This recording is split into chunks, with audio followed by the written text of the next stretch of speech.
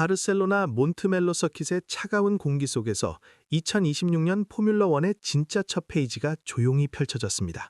이것은 단순한 스프링 테스트나 연례적인 쉐이크다운이 아닙니다.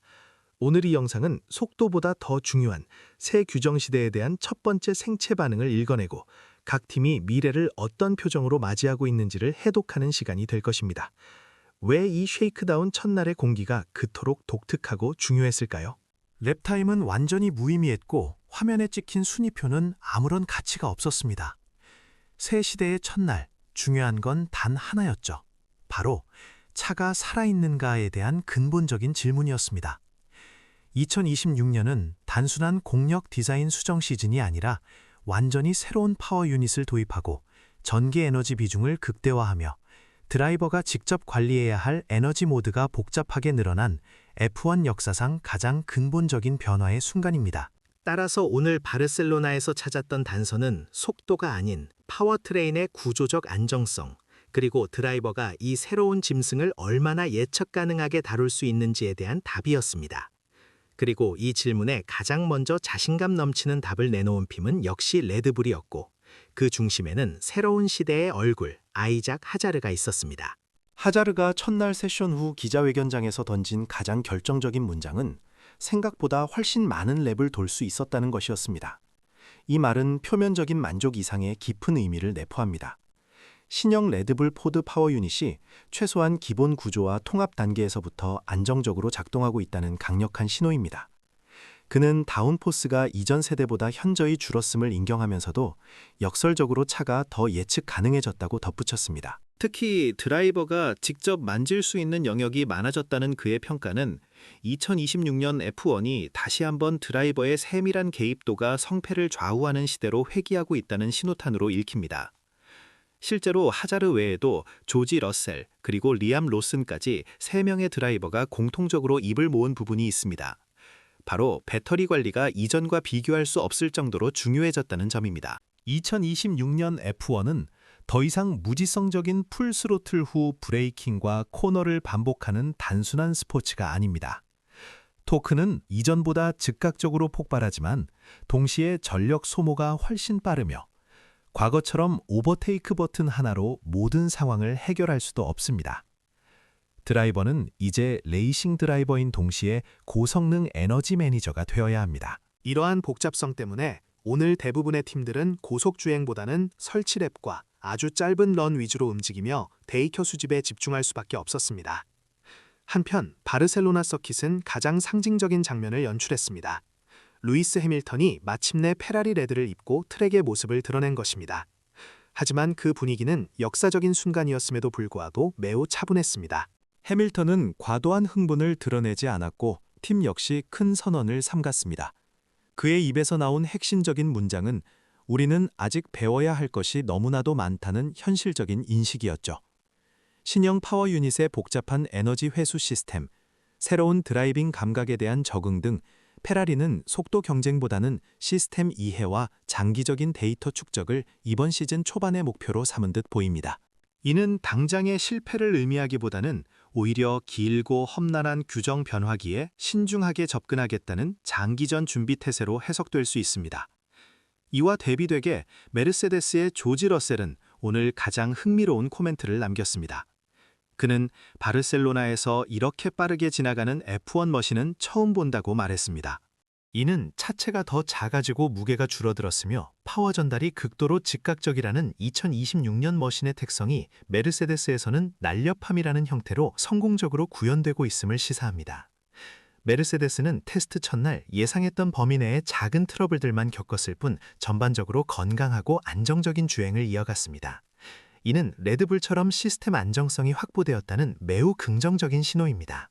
그리고 가장 조용했지만 가장 무거운 존재감을 드러낸 팀은 아우디였습니다. 그들의 인터뷰는 아이러니하게도 가장 감정적이었습니다. 그들은 이제 자신들의 조직을 단순한 프로젝트가 아니라 실제 F1 팀이라고 불렀습니다.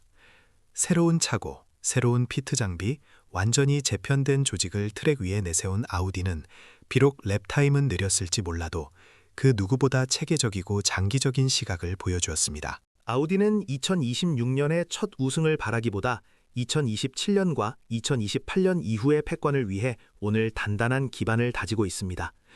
오늘의 바르셀로나 쉐이크다운 데이 1은 명확한 승자도 패자도 없는 날이었습니다. 하지만 분명한 것은 하나, 레드불과 메르세데스가 웃고 페라리와 아우디가 조용히 계산 중인 이 상황 속에서 2026년 포뮬러1은 완전히 다른 스포츠로 변모하고 있다는 사실입니다.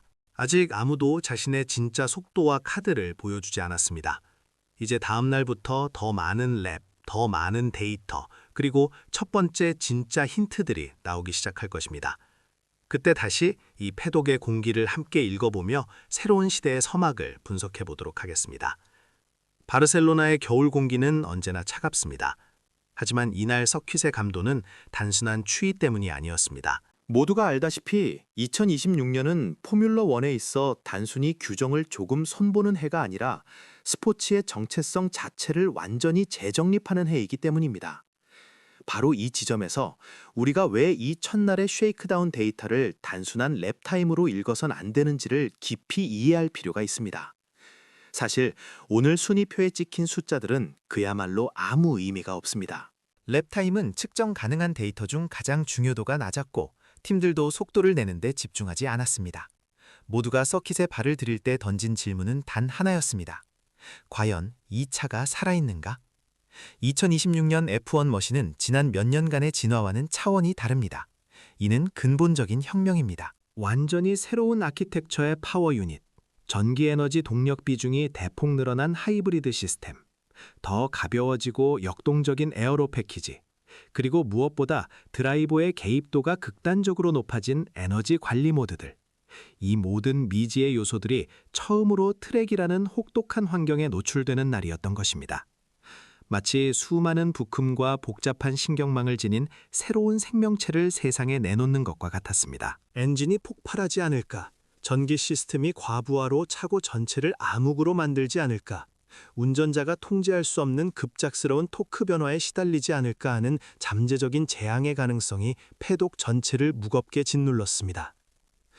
쉐이크다운 첫날의 목표는 화려한 랩 기록이 아니라 바로 이 근본적인 작동 안정성을 증명하는 설치 랩을 안전하게 마치고 돌아오는 것이었습니다. 차가 제대로 된 무게와 밸런스를 가지고 서킷을 한 바퀴 완주하는 것, 그리고 새로 설계된 ERS 시스템이 과열이나 예기치 않은 전력 손실 없이 데이터를 전송하는 것, 이것이 승리였습니다. 아이작 하자르가 인터뷰에서 생각보다 훨씬 많은 랩을 돌 수 있었다고 말했을 때 이는 단순한 만족감이 아니었습니다. 그것은 설계팀과 파워 유닛 제작팀이 지난 수년간 흘린 땀이 최소한의 기본 구조는 안정적이다라는 안도감으로 돌아왔다는 뜻이었습니다.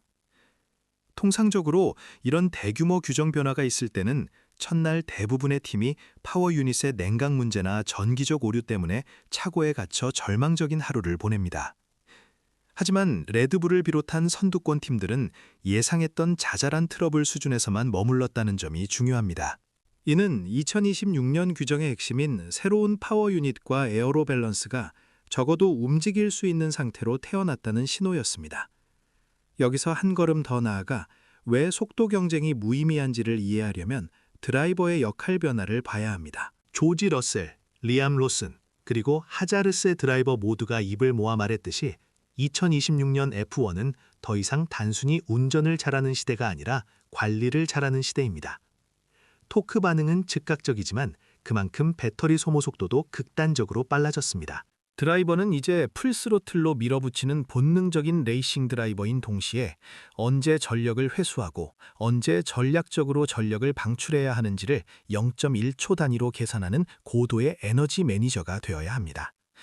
오버테이크 버튼 한 번으로 모든 게 해결되던 시대는 끝났습니다. 첫날부터 속도를 내려고 했다면 드라이버는 아마도 에너지맵을 잘못 사용하여 트랙 위에서 전력이 완전히 방전된 벽돌 신세가 되었을 것입니다.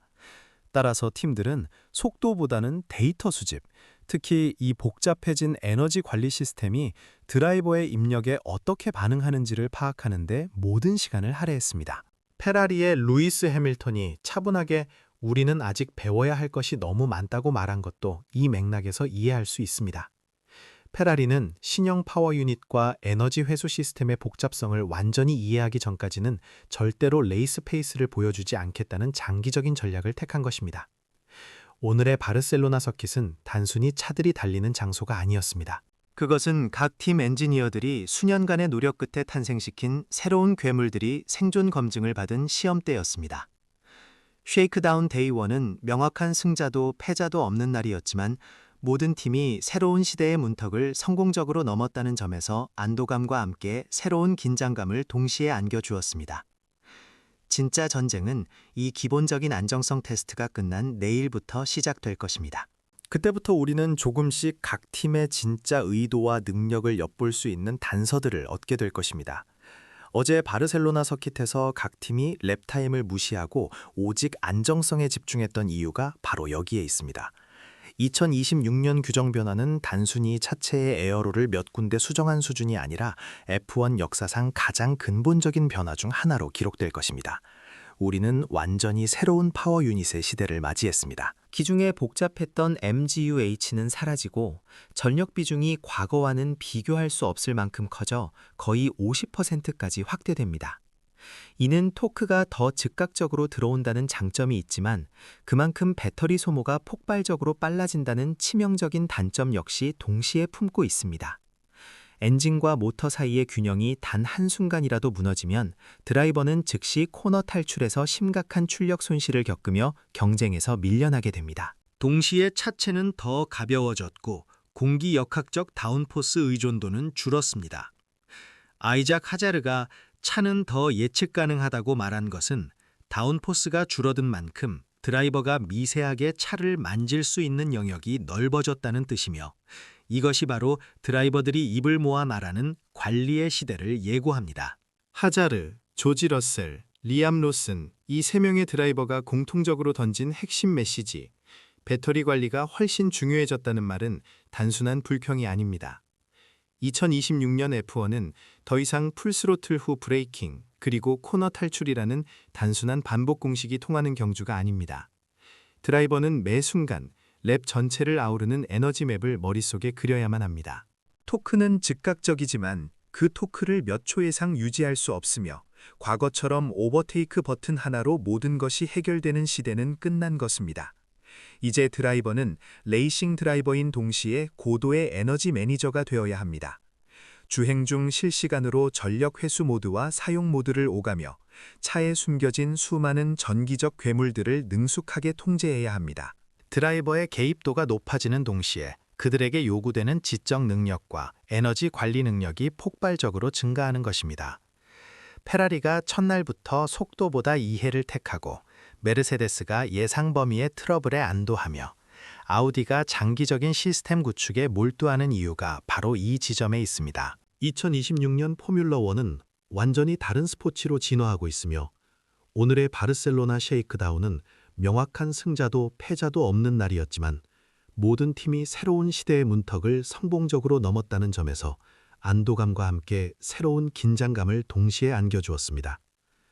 진짜 전쟁은 이 기본적인 안정성 테스트가 끝난 내일부터 시작될 것입니다. 그때부터 우리는 조금씩 각 팀의 진짜 의도와 능력을 엿볼 수 있는 단서들을 얻게 될 것입니다. 다음 날 더 많은 랩, 더 많은 데이터, 그리고 첫 번째 진짜 힌트들이 나오기 시작할 겁니다. 그때 다시 이 패독의 공기를 함께 읽어보겠습니다.